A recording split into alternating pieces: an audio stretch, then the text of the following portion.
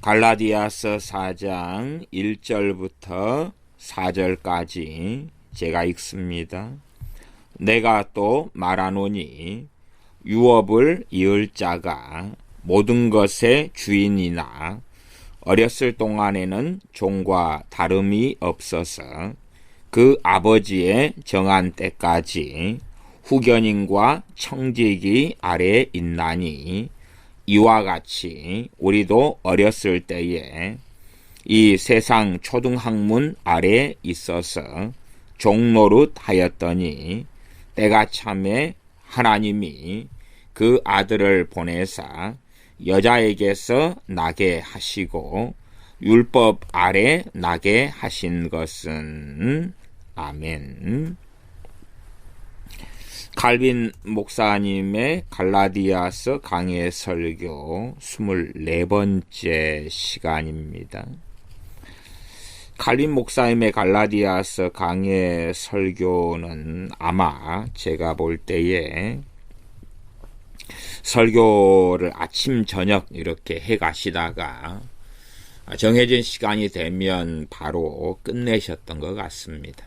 그리고 다음 날 혹은 이어진 강의 설교에서 지난 시간에 끝났던 부분에서 바로 시작하는 그러한 방식을 사용하고 있기 때문에 또 그런 방법으로 설교를 하셨기 때문에 우리가 일반적으로 생각하는 이 문맥상의 구분하고는 꽤 다를 때가 있다. 그 정도까지를 염두에 두시면 좋겠습니다.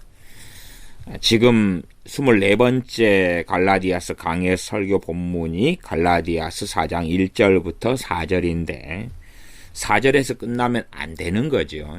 5절 등으로 이어져 가야 되죠. 그런데 어느 때 시간 되면 설교가 끝나고 그 다음날 이어서 계속하고 이 방식이었기 때문에 본문은 4절까지 정도에서 끝납니다. 또 다음날 25번째 칼빈 목사님의 갈라디아서 강해 설교 본문은 다시 그래서 4절부터 7절까지 4절부터 또 시작합니다. 과거에 제네바에서 칼빈 목사님이 사역하시다가 제네바 사역을 이제는 쫓겨나게 되고 이 독일의 스트라스부르크에서 프랑스 사람 모국의 프랑스 사람들의 이민자 사역을 하셨다가 다시 제네바의 요청에 의하여 두 번째 제네바 사역을 하러 들어오셨을 때에도 마치 그 전날 설교를 마치고 다음날 강해 설교를 하시는 것처럼 도착하신 다음에 강해 설교를 이어서 과거에 몇 년 전 제네바 사역에서 끝났던 본문에 이어서 설교를 하시기도 했었던 그런 일이 있습니다. 제가 24번째 시간 칼빈 목사님의 갈라디아서 강해 설교를 읽어 나가겠습니다. 우리의 소망을 이루기 위해서 어떠한 우회적인 방법을 발명했을지라도 그것은 자기 기만에 불과합니다. 우리의 소망은 영원한 구원을 받는 것, 천국에 들어가는 거지요. 그러나 이 천국에 들어가는 또한 영생의 소망을 이루기 위해서 사람들은 여러 가지 방법을 고안해냅니다. 특별히 로마 카톨릭이 그러합니다. 주님께서 만드신 방법으로서는 또한 주님의 의식으로서는 부족하다고 여겨서 성찬과 세례에 정말 많은 것들을 추가시킵니다. 왜냐하면 예로 들면 세례 같은 경우에도 우리는 주님께서 만드신 것은 물만 사용하는 거죠. 그런데 로마 카톨릭은 물만으로는 부족한 거예요. 그걸로는 부족하기 때문에 거기에 소금도 사용하고 신옷도 사용하고 기름도 사용하고 이런 걸 다 심지어 향초도 사용하고 이런 것들을 사용합니다. 왜? 물만으로는 충분하지 않으니까. 그걸로는 사람들이 원하는 종교적인 분위기 또한 거룩한 것 같은 어떤 의식을 만들어내는데 부족하니까 여러 가지를 만들어냅니다. 성상이나 유물을 만들어 사용하는 것도 마찬가지지요. 그런 것들을 전제로 하여서 칼빈 목사님이 설교하고 있는 것 같습니다. 왜냐하면 우리가 앞에서 본 것처럼 하나님께서는 우리 모두를 거부하시고 우리는 영원한 하나님의 심판을 받을 사람들이고 하나님의 저주 아래 있기 때문입니다. 하나님께서 우리에게 주신 우리 주 예수 그리스도가 아니면 우리는 결코 구원받을 수 없는 사람들입니다. 주 예수 그리스도를 통한 것 외에는 우리는 어떤 방법으로도 아무런 열매를 맺을 수 없고 아무런 성과를 거둘 수 없습니다. 이것은 우리의 선조들도 오늘날의 우리와 똑같이 하나님의 은혜만으로 구원받았다는 것을 뜻합니다. 우리의 선조들은 구약의 믿음의 사람들을 이야기합니다. 요 갈라디아서 본문 4장 1절부터 4절 가운데에서도 4장 3절에 보면 이와 같이 우리도 어렸을 때에 이 세상 초등학문 아래에 있어서 종노릇하였더니 하면서 우리라고 이야기하며 또한 우리의 조상들을 이야기할 때도 믿음을 통하여 아브라함의 후손이 되었기 때문에 성경에 있는 인물들이 우리의 조상이 믿음으로써 되기 때문에 우리의 선조들이라 이렇게 칼빈 목사님은 정확하게 표현하고 있습니다. 구약의 사람들도 은혜만으로 믿음으로 구원받았기 때문에 우리가 아시다시피 히브리서 11장은 대부분 구약의 믿음의 조상들, 선진들에 대한 믿음을 말씀하고 있는 것입니다.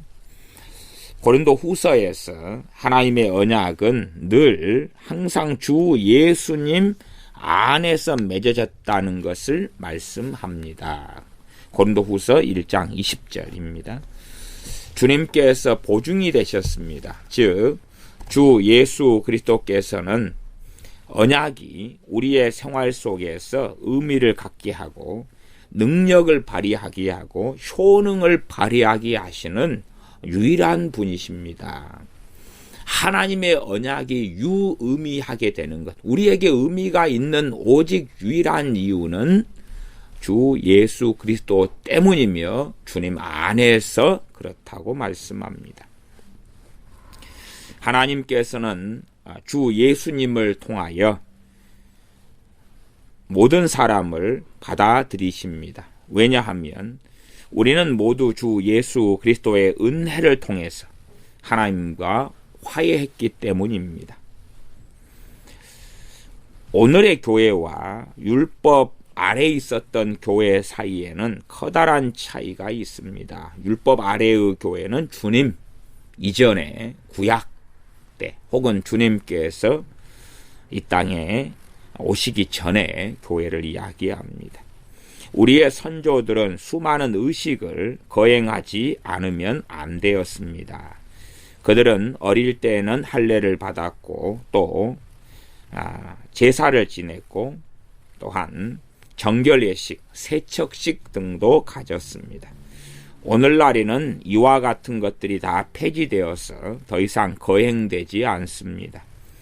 지금은 제도가 많이 달라졌으며 하나님께서는 이 모든 것을 변경시키셨습니다. 그러면 어떤 사람들은 그렇게 생각합니다. 하나님은 왜 그렇게 바뀌시는가? 하나님은 변덕정이신가? 그런 질문을 합니다. 그렇다면 이렇게 논증하겠습니다. 하나님께서 계절을 달리하시고 다른 날씨를 주시면 과연 하나님께서 변덕쟁이기 때문에 그러겠는가 하는 것입니다. 오히려 하나님께서는 때를 따라 시절을 따라 또한 인간의 필요를 따라서 적합한 계절과 날씨를 주셨다라고 말씀하시는 것이 옳지 않겠는가 하는 것입니다. 우리는 마치 하나님의 나라를 향하여서 여행하고 있는 먼 여행을 하는 이 세상의 순례자들로서 이 세상을 통과해야 합니다. 바울은 비록 우리가 율법 시대에 살았던 우리의 선조들과는 다르다고 해서 우리의 믿음과 우리가 섬기는 하나님이 구약의 하나님과 다르다는 것을 결코 이야기하지 않고 오히려 동일하다고 가르쳐 줍니다. 주 예수 그리스도의 능력은 아벨이 살았을 때나 지금이나 혹은 세상 끝날까지 주 예수 그리스도의 능력과 언약은 동일합니다. 차이는 외형적인 제도에 있었다고 바울은 우리에게 알려줍니다.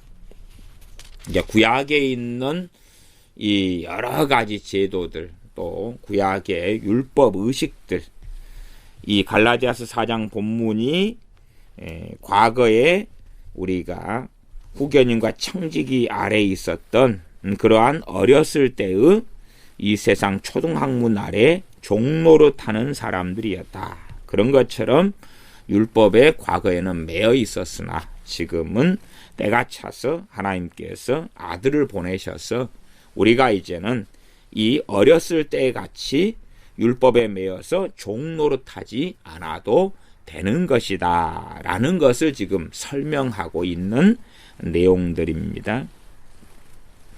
우리의 선조들이 율법 아래에 살았던 것은 하나님의 자녀이며 우리와 같은 후사였지만 그 당시의 교회는 이를테면 아직 걸음마 단계에 있었기 때문입니다. 따라서 통제가 필요했고 그들은 율법에 종속되고 예속되었습니다. 그렇기 때문에 사도 바울은 하나님의 율법을 보호자에 비유했습니다. 이 어릴 때의 후견인과 청지기 아래에 아버지의 정한 때까지 있었다 그렇게 말하지요. 어린아이가 청지기와 후견인이 없으면 보호를 받지 못합니다.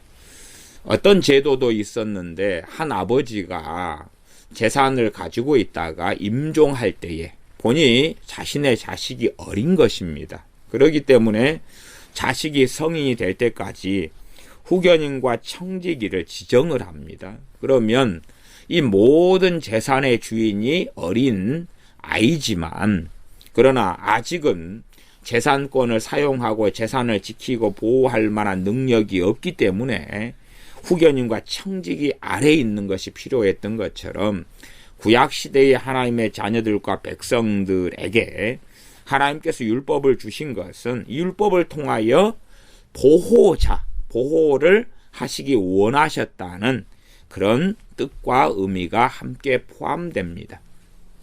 얼마나 이 이스라엘 백성들, 아브라함 이후로서는 정말로 이 세상에 온갖 우상이 만연했기 때문에 사람들은 눈에 보이는 걸 쫓아가지 않습니까? 그래서 눈에 보이는 우상을 쉽게 따라가기 때문에 하나님의 이 초등 또한 아이 같은 이 구약의 교회에 이 의식들을 허락하고 주신 것입니다. 그러나 하나님의 언약을 중심한 의식이죠. 하나님의 언약과 약속한 말씀인데 이 언약과 약속한 말씀이 약화돼 버리면서 이 구약의 이스라엘 백성이 율법에 집중하고 율법 중심, 율법의 의식의 중심으로 바뀌어버리기도 했습니다. 그럴 때는 선지자 이사야 등을 통해서 너희의 제사와 제물이 내게 가증하고 내가 언제 너희에게 그런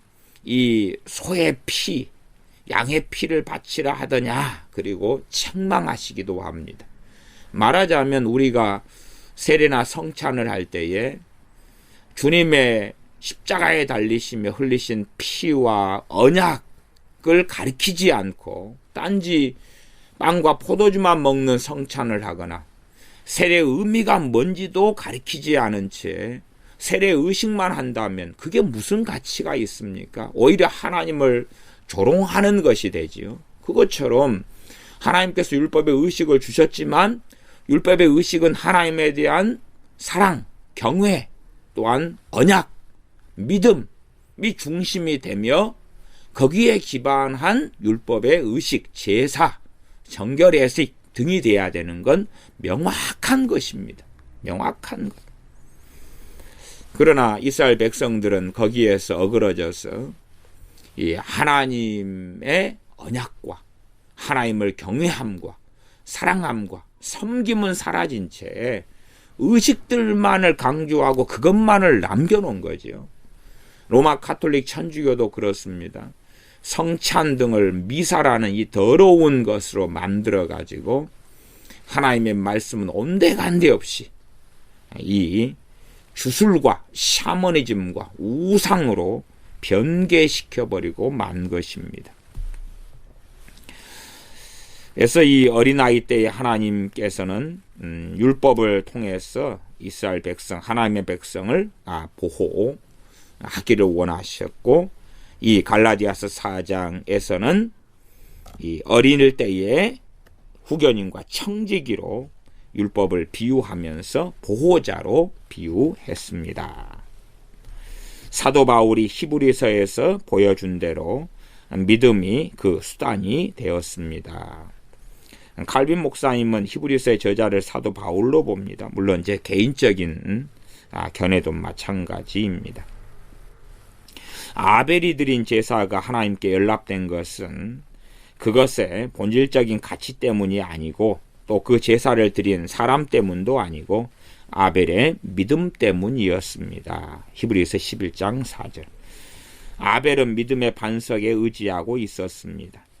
우리 주 예수 그리스도는 어제나 오늘이나 영원토록 동일하시니라고 히브리서 13장 8절은 말씀합니다. 우리는 이 점에 유념해야 합니다. 따라서 그것에 대하여 철저히 공부할 필요가 있습니다. 바꾸어 말하면 오늘날 우리가 소망하는 구원은 새로 생긴 것이 아니고, 주님께서 이 땅에 오실 때 새로 생긴 것이 아니고 태초로부터 동일하다는 것을 알아야 합니다. 복음의 가르침이 단지 주님이 오신 다음에 1600년 동안, 말하면 칼빈 목사님 때는 한 1600년 이러니까 그동안만 있었던 것이 아니고, 우리로 따지면 2000년 동안만 있었던 것이 아니고 지금까지 살아왔던 모든 구약의 신자들에게 가르쳤던 바로 그 가르침입니다. 이게 본질은 바뀌지 않았다 그 말이에요. 구약의 율법의 말씀들이나 신약의 복음의 말씀들이나 이 중심과 본질은 바뀐 게 아니라 그 말이에요. 대신 의식은 이제는 주님께서 오심으로 중단되었고 폐기되었고, 왜? 성취됨으로 의식법들이 폐기된 것이지 바뀐 것하고는 다르다. 구원이 바뀐 것이 아니다. 믿음이 바뀐 것이 아니다. 이런 논증을 존 칼빈 목사님은 하고 있습니다.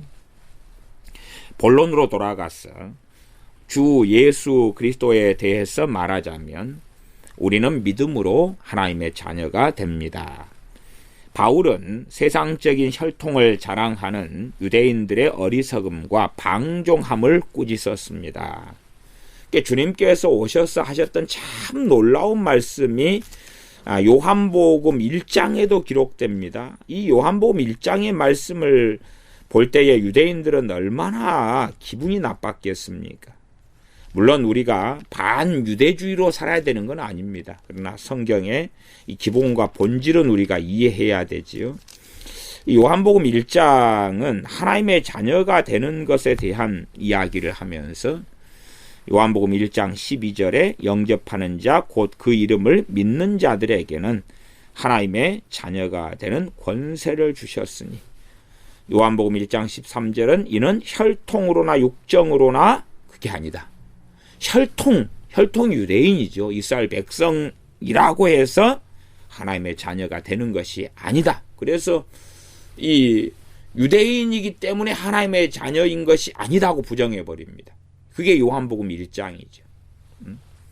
그러나 유대인들은 참으로 자신의 구원에 대하여 당당했지요. 왜냐하면 혈통적 유대인 이스라엘 선민이기 때문에, 그렇기 때문에 하나님 말씀대로 살지 않는 이 방종은 정말 많았습니다. 계속하 읽겠습니다. 사도 바울은 중요한 것은 우리를 새롭게 해주는 썩지 않은 하나님의 말씀이라고 알려줍니다. 하나님께서는 우리를 당신의 자녀로 받아들이실 때에 우리를 아브라함의 영적인 후손으로 여기십니다. 우리가 아브라함이 가졌던 것과 같은 믿음을 갖기 때문에 그러합니다. 사람이 새롭게 되어 구원에 이르고 하나님의 은혜와 사랑을 받게 되는 유일한 길은 주 예수 그리스도밖에는 없습니다. 주 예수 그리스도를 믿고 예수 그리스도 안에서 안식하는 것, 그것이 구원 얻는 유일한 방법입니다. 이러한 까닭으로 바울은 그 집안의 주인이며 유업을 물려받을 후사이지만 어리기 때문에 그 특권을 누리지 못하는 어린아이에 대해서 언급했습니다. 이것이 우리들로 하여금 만약 우리가 우리의 선조들을 믿음의 가족에서 제외시키려고 한다면 우리는 아주 잘못된 생각을 하고 있는 것입니다. 우리 주 예수 그리스도께서는 구약에 아직 오지 않으셨기 때문에 아브라함은 율법 아래 있을 수밖에 없었습니다. 오늘날 우리는 율법에서 해방되었으며 하나님께서는 족장이나 구약의 선지자들보다도 우리에게 더 많은 복을 주셨습니다. 구약의 족장들이나 선지자들은 율법 아래 있어서 우리보다 훨씬 더 힘겨운 삶을 살았죠. 이와 같은 하나님의 은혜를 인정하고 그 은혜를 매우 중요하게 여기는 것이 우리의 의무입니다. 우리가 구약의 다윗이나 혹은 아벨이나 에녹이나 아브라함이나 이 하나님의 삶과 비교하면 우리의 믿음은 정말로 보잘것이 없습니다. 그리고 그렇게 우리보다 믿음이 좋은 그들은 율법 아래 살았고 우리는 율법에서 속량되었고 율법에서 자유케 되었습니다. 그러면 구약의 하나님의 백성들보다 우리는 하나님께 훨씬 더 찬양과 감사와 하나님의 은혜를 더 기쁘게 여기며 하나님을 높여야 하는 당연한 당위성이 우리에게 있습니다. 그렇기 때문에 신약시대의 우리들은 보다 더 크고 뜨거운 열망과 열심을 가지고 하나님을 섬기는 일에 헌신해야 합니다. 사도 바울은 여기서 각 사람 하나하나에 대해서 개별적으로 언급하고 있지는 않습니다.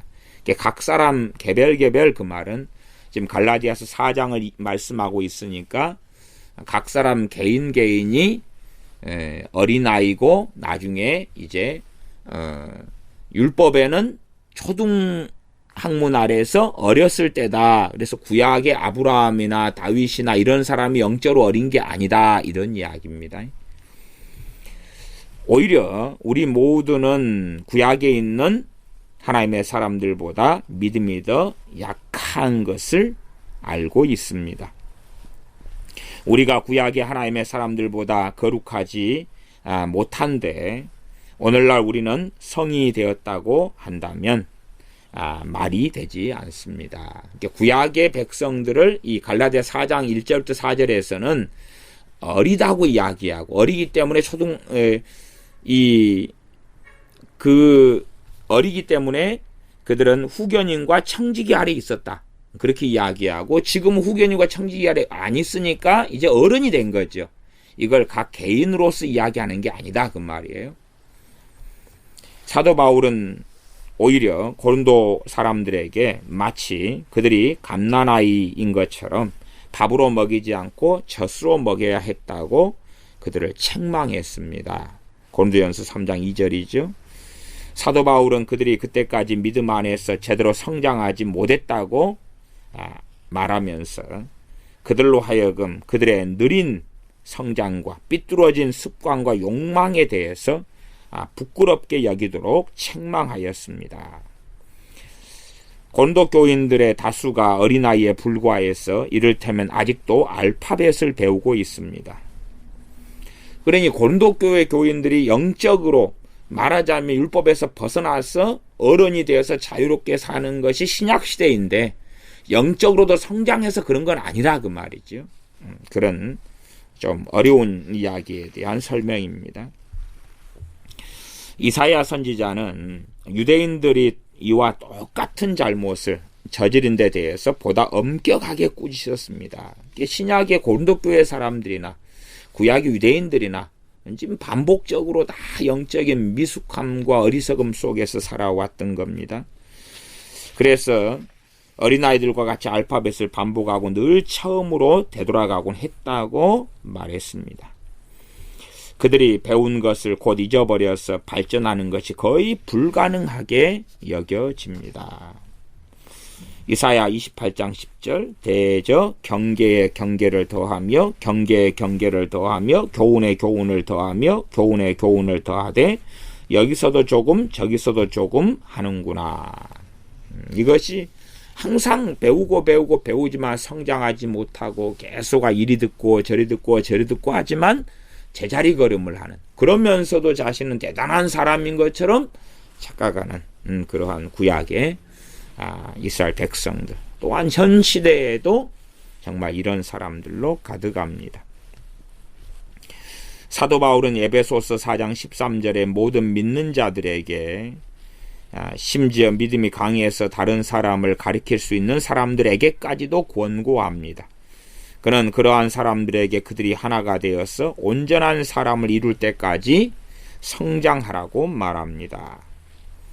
우리가 영적으로 성장하기 위해서는 얼마나 시간이 많이 필요합니까? 우리의 전생애가 필요합니다.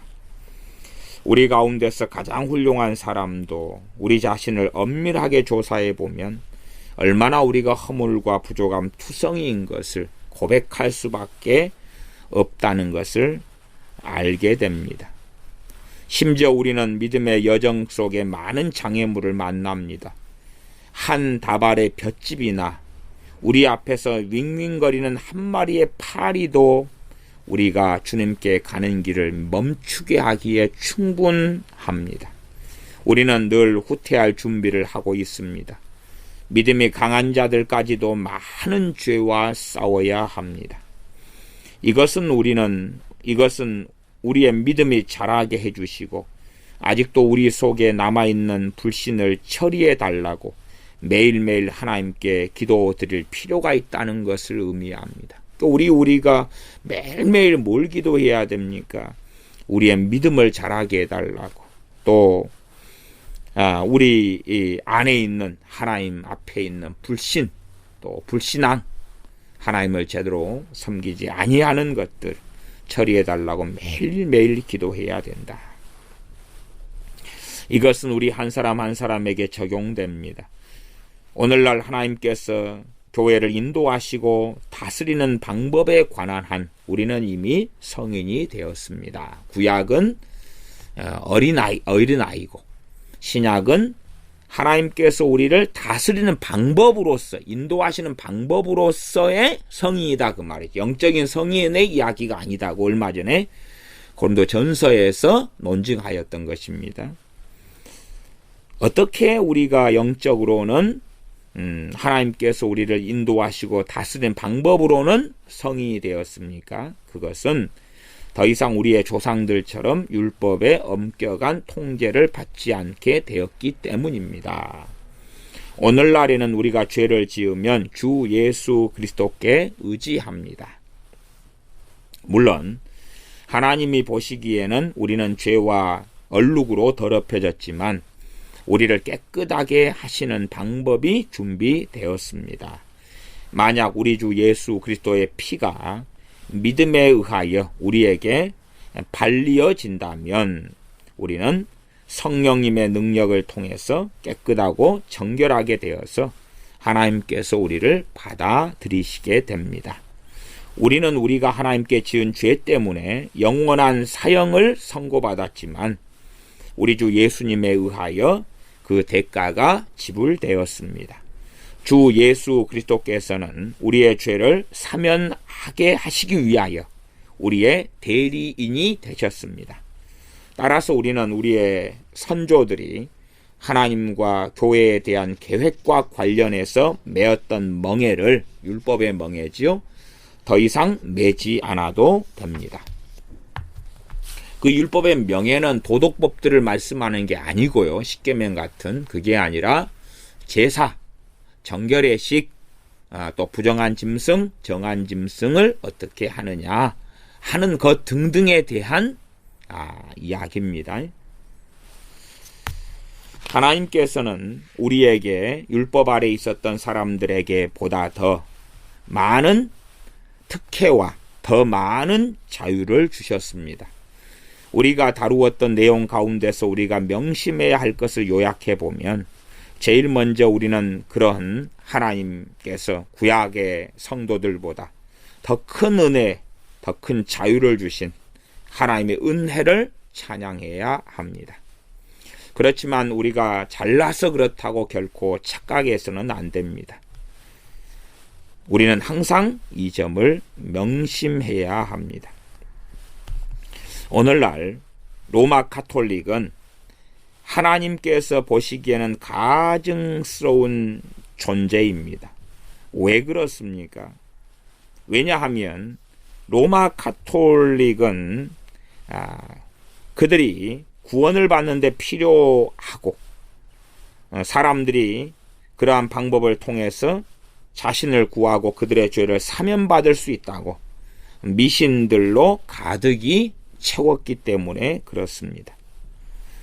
이것보다 더 나쁜 것은 로마 가톨릭이 만들어낸 의식들인 미신들이 주 예수 그리스도와 주님에 대한 우리에게 주시는, 주님께서 우리에게 주시는 은혜를 가리우는 것이기 때문입니다. 예를 들어 사람들은 고해성사를 통해서 자신을 구원할 수 있다고 생각합니다.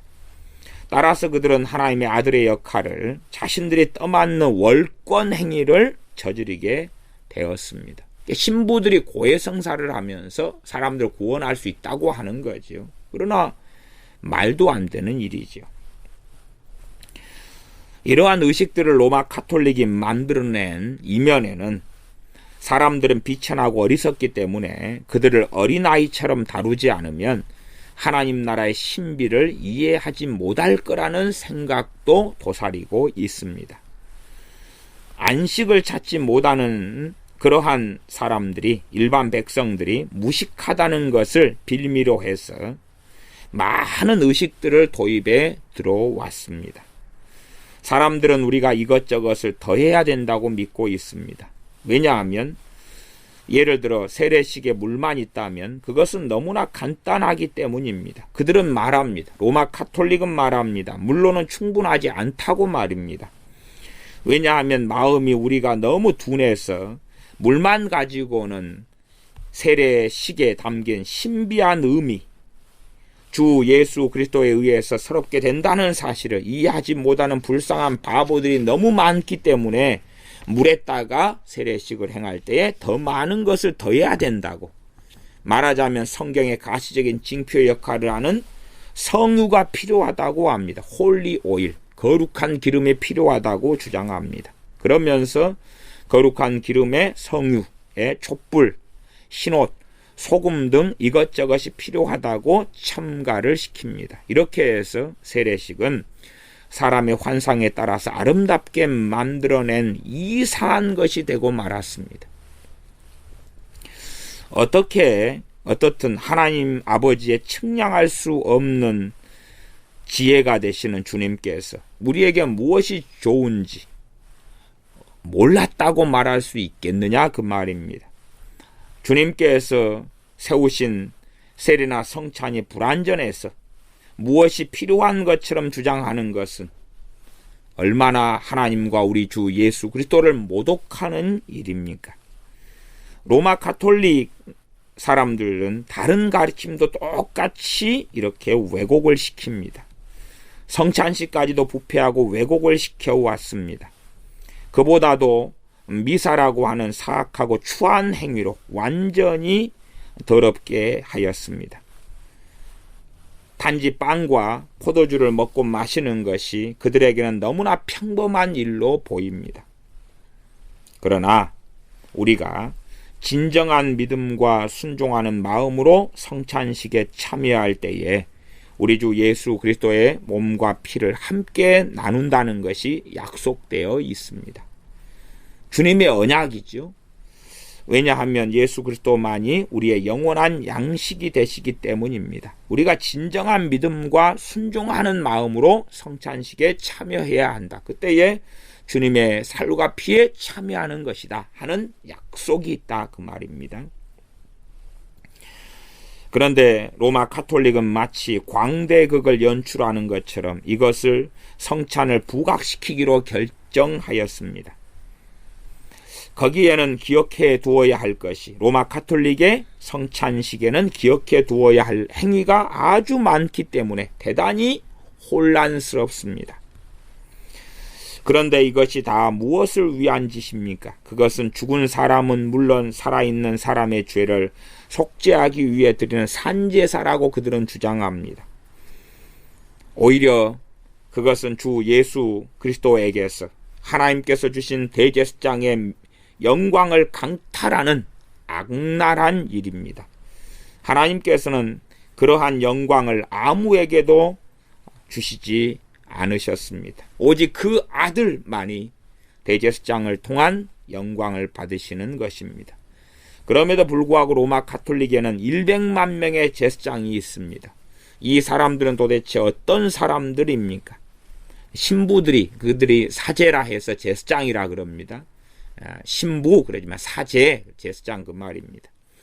비록 그들이 천국에서 내려온 천사라 할지라도 우리는 그들을 여전히 마귀로 보아야 할 것입니다. 천사같이 그렇게 포장하고 아름답다 해도 그들이 어떻게 주님의 자리를 대신한 제사장이 될 수 있느냐 그 말입니다. 로마 가톨릭 신자들은 백성들이 무식하기 때문에 이와 같은 보조물을 도입했다고 주장하여 자신을 정당화하려고 합니다. 이러한 까닭으로 그 밖에 온갖 미신적인 짓들이 자행되었습니다. 예를 들면 그들은 우상과 괴상한 조형물들, 형상들을 세우게 되었습니다. 그러한 형상물들은 무식한 자에게 교과서가 된다고 말하고, 그러니까 예수님의 어린 아이상을 만들어서 아기 예수님이다 그렇게 입맞추고, 또 마리아상 만들어서 입맞추고, 천사상 만들어서 입맞추고, 뭐 별걸 다 하는 거죠. 그러한 교과서가 된다고 말하고 그들의 상투적인 말 중에 하나입니다. 사도 바울은 우리로 하여금 하나님께서 제정하시고 우리가 지켜야 될 질서에 주목해야 하므로 그들의 건방진 방법을 모두 책망했습니다. 그런데 우리는 예수 그리스도에 의하여 우리에게 주어진 천국의 유업을 고수하고 싶어 합니까? 그렇다면 하나님께서는 우리의 약점을 다 보완해 주실 것으로 믿고 하나님께서 당신의 교회를 위해 제정하신 질서를 따라야 합니다. 그러니까 가장 단순하게 보이는 그 성찬과 세례 이런 것이 옳다 그 말입니다. 사람의 지혜로는 부족하게 보여 그것까지 충분하지 않아 등을 하지만, 그러나 우리는 하나님께 제정하신 이 간단하고 단순한 이러한 진리의 좁은 길을 따라가면 됩니다. 곁길로 빠져나가는 자와 그들의 눈에 보이기에 부족한 것을 보충하기 위하여 수많은 의식을 더하는 자들은 결과적으로 주 예수님에게서 떨어지게 되었습니다. 우리가 알고 있는 바와 같이 사람들에게는 눈에 보이고 만져볼 수 있는 대상에 끌리는 속성이 있습니다. 마음이 그런 눈에 보이는 걸 추구한다 그 말입니다. 따라서 사람들은 많은 의식을 가짐으로써 자신을 얽어매고 자신을 그 속에 깊이 파묻고 나서야 파묻으면서 하나님과 안전하다고, 하나님과 관계가 좋다고 착각하며 편안해합니다. 출애굽기 25장 40절의 말씀처럼 하나님께서는 이 천국의 모형으로서 하늘에서 내려온 것으로서 이야기하시면서 그들에게 율법의 의식들을 주셨습니다. 하나님께서는 모세가 그 당시에 타락한 이스라엘 백성과 이방인들의 타락한 것들에 몰두하지 않게 하기 위하여 산에서 모형을 보여주셔서 그 모형대로 성막을 짓게 하시고 또한 율법의 의식들을 주셨습니다. 그러나 나중에 이스라엘 백성들은 오히려 하나님의 언약의 말씀은 사라지고 하나님에 대한 믿음은 사라진 채에 그들의 의식에 몰두하여 이사야 선지자 등을 통하여 이스라엘 백성을 책망하였습니다.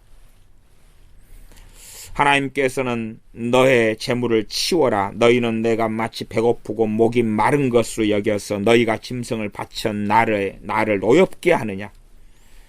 너의 짐승들을 잡을 때 내가 기뻐할 것을 생각하느냐. 그러한 선물이 나에게 필요할 것이라고 생각하느냐. 책망하셨습니다. 하나님께서는 일시적으로 필요한 의식을 직접 만드셨지만 늘 또한 백성들에게 그들이 그러한 미신에 빠질 위험에 대하여 경고하셨습니다. 우리가 아시다시피 이스라엘 백성이 하나님께서 불뱀을 보내셔서 그들을 죽이시고 심판하실 때에 또한 다시 그들을 살리시기 위하여 모세에게 노뱀을 만들어 장대에 달아 그랬죠. 그러나 나중에는 그 노뱀마저도 우상 숭배 속에 들어가기 때문에 없애고 말았지 않느냐 그 말입니다. 그렇게 하나님께로부터 온 것이라도 할지라도 하나님께로부터 와도 그 중심의 알맹이가 빠진 상태에서는 그것 자체가 유감스럽게 노뱀같이 그들을 구원했던 또한 죽어갔던 그들을 살려냈던 그 노뱀이 우상으로 전락하는 것 같이 심지어 언약궤를 가지고 자기들 마음대로 행하면서 전쟁에 앞세워서 보내고 언약궤가 있으므로 하나님이 그들과 함께 하신다고 주장하여 이 악한 길을 걸어갔던 그들에게 하나님께서 언약궤를 뺏어가시고야 말았지 않느냐 그 말입니다. 그러면 성전도 마찬가지. 솔로몬의 성전이 있기 때문에 또 헤롯 성전이 있기 때문에 하나님 앞에 옳다고 여기는 그들에게 오히려 성전을 하나님께서는 이방인을 보내셔서 무너뜨리고야 마셨던 것입니다. 이제 신약으로 와서 이 주님께서는 주님께서 이 땅에 오지 않으셨을 때에는 형상과 그림자만 있었습니다. 거기에는 우리 조상들로 하여금 주님을 찾게 만드는 방법이 이 율법의 의식이라는 형상과 그림자 속에 있었습니다. 그러나 지금은 주 예수 그리스도께서 나타나신 바 되었기 때문에 그러한 방법이 필요하지 않습니다. 예를 들면 내가 어떤 사람을 직접 볼 수 없기 때문에 그의 그림이나 그의 초상화가 필요할 수 있지만 그러나 내가 그를 직접 얼굴로 만나게 된다면 그럴 때는 그의 초상화보다도 직접 그를 만나기 때문에 그러한 것은 필요 없지 않겠느냐 그 말입니다. 이와 똑같이 주 예수 그리스도께서 계시되지 않으셨을 구약의 시대에 우리 조상들에게는 형상과 그림자밖에는 없었습니다. 그러나 지금은 예수 그리스도께서 의로운 태양이 되셔서 우리에게 밝은 빛을 발하고 있습니다.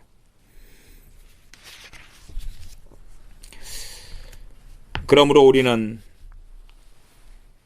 이 어리석은 의식을 첨가하는 그리하여 하나님의 말씀 외에 어떤 것을 더하는 그러한 어리석은 일들에 대하여 엄격한 판단을 내리고 우리를 우리 주 예수 그리스도께로 인도하기 위하여 제정된 방법에 만족해야 합니다.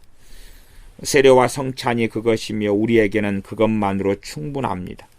만약 우리가 우리 자신의 추측과 욕망을 버리고 하나님의 뜻에 묵묵히 따르지 않으면 호기심은 우리에게 해를 줄 것입니다.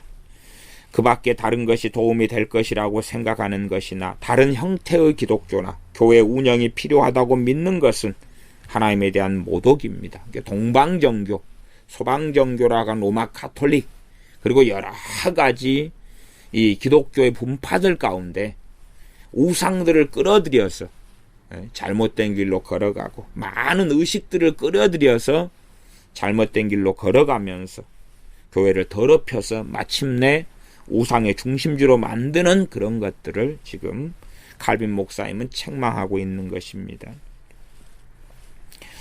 그렇게 어떤 것들을 말씀 외의 것들을 첨가시켜서 그것을 진리인 것처럼 구원을 얻는 방편의 하나인 것처럼 집어넣는 것은 하나님을 모독하는 것입니다.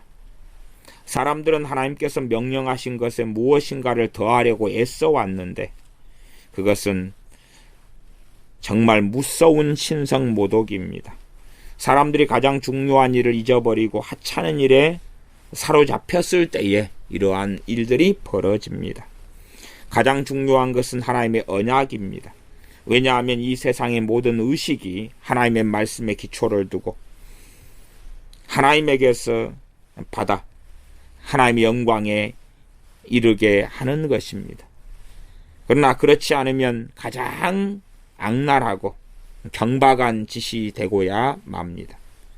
예를 들면 세례에 언약이 첨부되지 않거나 세례가 생기게 된 이유를 모르고서 세례를 받는다면 그것은 시간 낭비일 뿐입니다. 오히려 세례를 받지 않는 것이 그러한 사람들에게는 훨씬 좋은 것입니다. 마찬가지로 성찬식의 의미를 모른다면 그것에 대해서 완전히 잊어버리는 것이 더 낫지 않겠느냐 그 말입니다. 우리는 하나님의 말씀과 주 예수 그리스도의 보혈로 깨끗이 씻어졌으며 모든 죄를 사함 받는다는 것을 증언하는 언약이 있고 그 언약에 따라서 성찬에 참여하는 것입니다. 세례는 우리를 모든 언약의 완성이신 주 예수 그리스도께 인도해 주는 확실한 언약과 하나로 이어져 있습니다. 주 예수 그리스도께서는 오시기 전에는 구원이 없었는가를 생각해 보십시오. 주님께서 이 땅에 사람의 몸을 입고 오시기 전에도 주님을 통한 명백한 구원이 있었습니다. 오늘날 복음을 통해서 명백하게 드러난 구원은 예수님이 오시기 전에도 이미 형상과 그림자가 있었고 성전의 포장이 여전히 드리워져 있었지만 존재했습니다. 사실은 우리의 선조들도 늘 오늘날 우리 마음을 이끄시는 분과 똑같은 분이신 예수 그리스도를 고대하고 있었습니다. 우리는 우리가 주 예수 그리스도의 지체가 되었을 때에만 하나님의 후사 상속자가 되는 것을 알아야 합니다. 성령님께서는 우리로 하여금 하나님께 의지하려는 마음과 우리가 이 땅에서 사는 동안 겪는 모든 싸움에서 승리하고 우리가 기다리는 영적인 안식에 들어가게 될 때까지 소망 안에서 참고 견디어 나가려는 마음을 먹게 하기 위하여 우리의 유업을 우리에게 확인시켜 주십니다. 성령님께서 하신 일 중에 하나는 끝까지 주님께 붙어 있어서 믿음의 선한 싸움을 마칠 때까지 우리가 받을 유업은 뭐지요? 하나님의 자녀됨을 통한 하나님의 나라지요. 이것을 우리에게 확신시켜 주신다 그 말입니다. 이 갈라디아서 4장 4절 말미에 때가 참에 하나님이 그 아들을 보내사 여자에게서 나게 하시고 율법 아래 나게 하신 것은 하는 부분에 대한 설명이 그 다음에 나와 있습니다. 이제 이러한 때가 참에 우리는 왜 하나님께서 아담이 죄를 짓는 그 순간에 곧 그 아들을 빨리 보내시지 않았는가? 더 빨리 보내시면 더 많은 사람이 구원받을 텐데 라고 질문할 때가 많습니다. 그러나 그 하나님의 정하신 때는 사람의 뜻에 따라 행하시는 것이 아니고 하나님께서 정하시는 때에 그 아들을 보내심입니다. 그러므로 우리가 가진 지혜는 하나님께 진실되게 복종하고 하나님께서 하시는 것이 모두 옳고 선하다는 것을 반드시 알아야 하는 것입니다. 스스로 교만하여져서 자기의 지혜와 자기의 판단이 하나님보다 낫다고 생각하는 그 망종 속에 들어서는 절대 안 됩니다. 고린도전서 10장 5절에 사도 바울이 말한 것처럼 우리의 모든 생각을 사로잡아 그리스도께 복종케 해야 됩니다. 사람들은 자신의 변론에 빠져서 하나님의 말씀을 멸시하거나 또한 하나님을 판단하는 어리석음으로 인하여 미혹에 빠진 채 하나님 없이 멸망에 가기도 합니다. 우리 자신으로 하여금 하나님과 논쟁하기 위하여 고개를 들게 하거나 우리 자신이 영리하다거나 귀한 백성이라고 주장하지 않도록 우리를 주의시켜야 합니다. 우리는 하나님께서 우리에게 허락하신 자유에 만족해야 하며 하나님의 은혜를 망령되게 해서는 안 됩니다.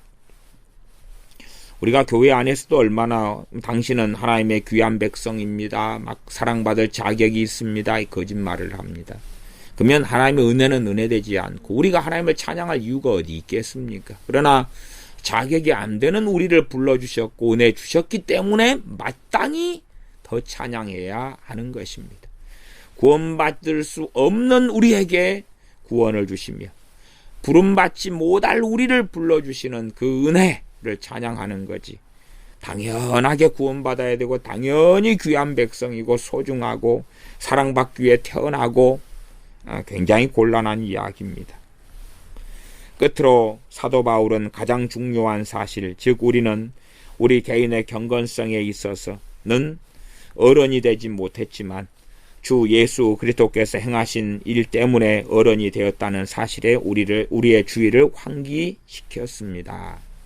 이게 하나님께서 하시는 사역에 행하시는 그러한 방식에 있어서 구약은 어린아이로서 하나님의 자녀들을 다루셨다면, 그래서 율법 아래 있게 하셨다면 신약에 있어서 하나님의 백성들에게는 어른으로서 성인으로서 율법에서 속량하시며 자유를 주심으로써 우리를 어른으로 대우하시면서 은혜 아래 있게 하신다, 이 말씀을 지금 설명하고 있는 겁니다. 우리의 조상들이 후견인 아래에 있었다는 점에서 우리는 그들과 다릅니다. 우리는 율법에서 해방되어서 많은 자유를 누리게 되었습니다. 왜 그렇게 되었습니까? 우리가 그들보다 가치가 있고 존귀하기 때문에 그렇습니까? 결코 그렇지 않습니다. 그것이 아니라 하나님의 아들께서 우리에게 이와 같은 영광을 주셨기 때문입니다. 우리는 복음이 주는 자유 안에서 이러한 은혜를 누리니 오히려 더 주 예수 그리스도께 나아가야 합니다. 주 예수 그리스도께서는 우리보다 앞서서 영광을 받으셨으며 우리를 천국의 영광으로 인도할 것입니다. 바울은 그것에 우리의 주의를 끌려고 했습니다. 물론 그는 그리스도께서는 여자에게서 나셨으며 율법에 복종하셨다는 말도 첨가했습니다. 다음 시간에 25강을 하겠습니다.